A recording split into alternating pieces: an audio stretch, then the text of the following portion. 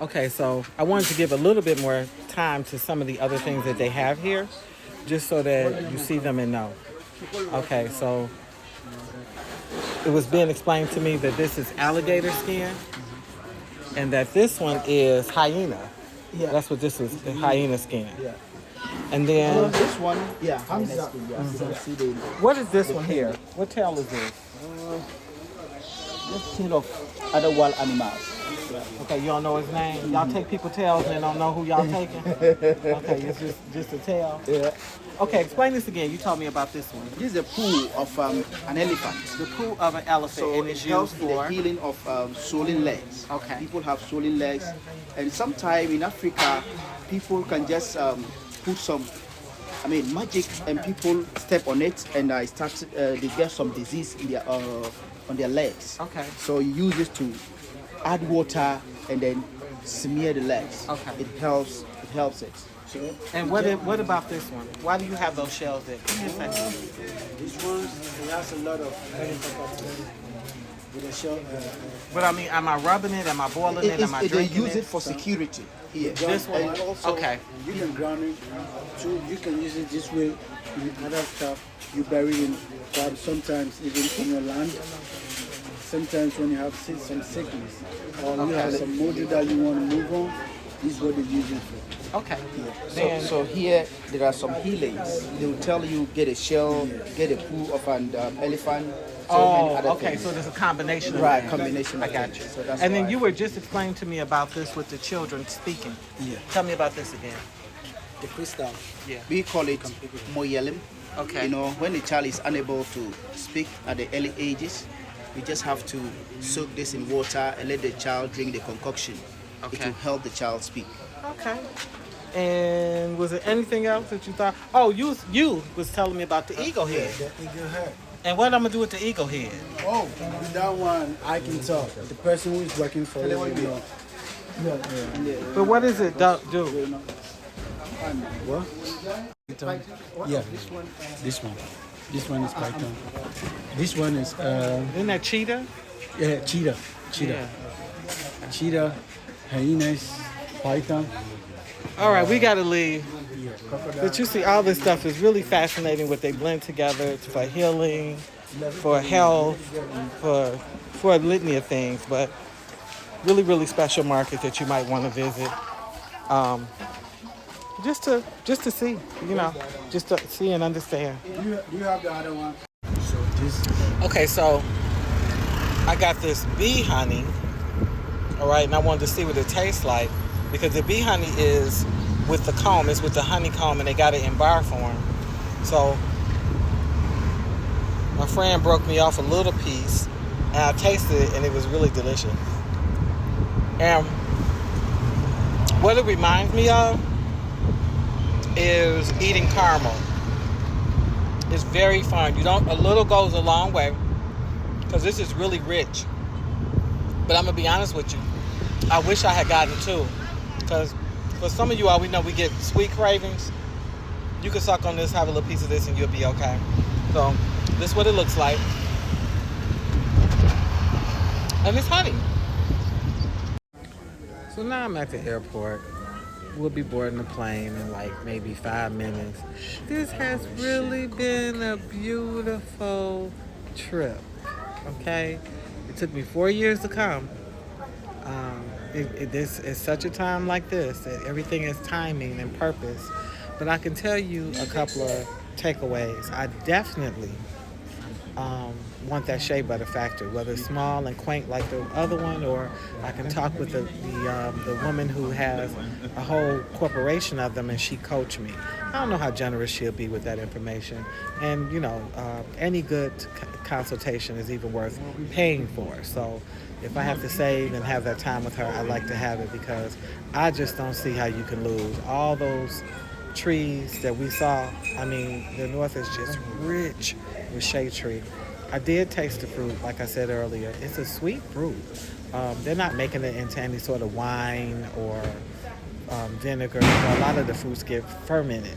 I didn't see that, but no worries. And I definitely am interested in, for the first time ever, I'm actually interested in land. The land in the north is less expensive. And basically, what Adam talked to me about was that um, the one community I decided I was adopting. Uh-oh. And part of adopting, hold on. All right, you know what that was. That meant that that plane was boarding. So we boarded Passion Airlines, and all of us have landed. We stopped and got a bite in the airport, which I got some Chinese food. I just needed something totally different to sort of reset my system. But no, what I was telling you was, yeah, Zan Zugu. That's the village I want to adopt. The ones that gave me just a huge welcome, and because they came out by their numbers, and I got to pet a donkey, and they blessed me with yam and guinea fowl eggs, and I did eat them. It was delicious. That's my village.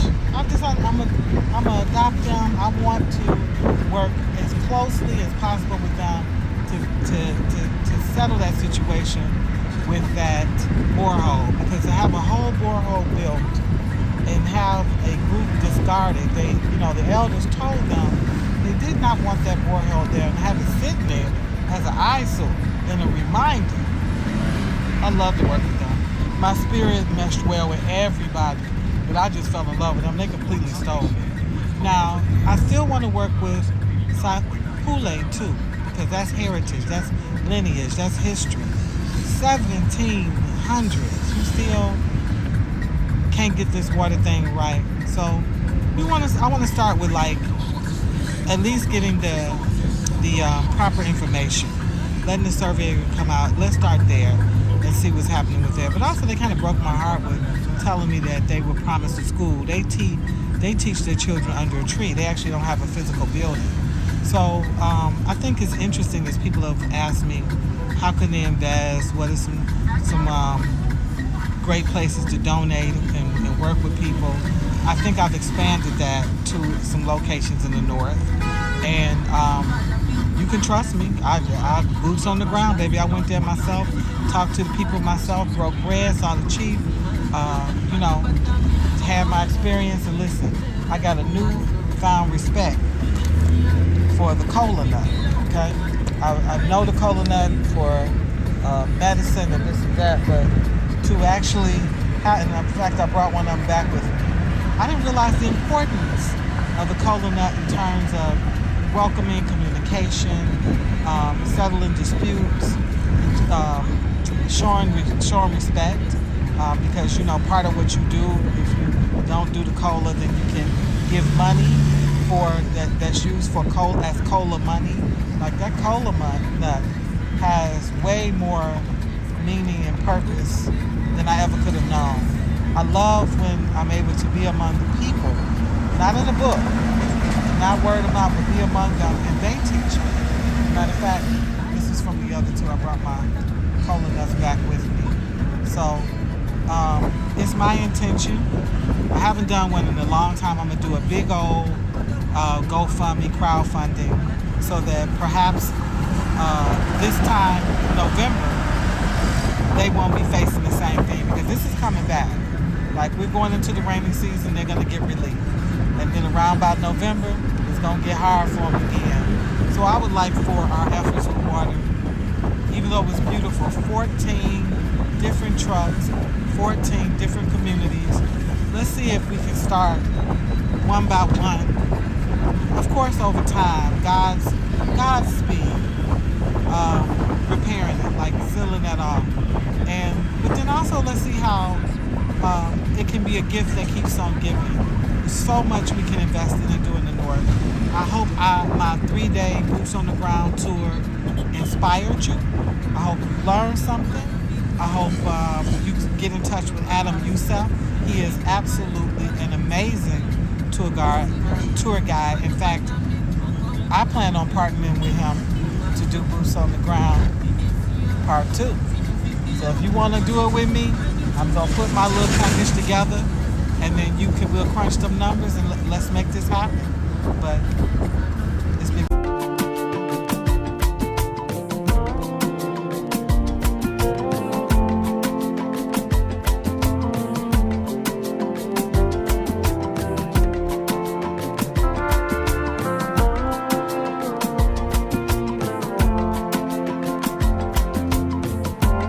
You beautify me, you sustain me, you glorify yourself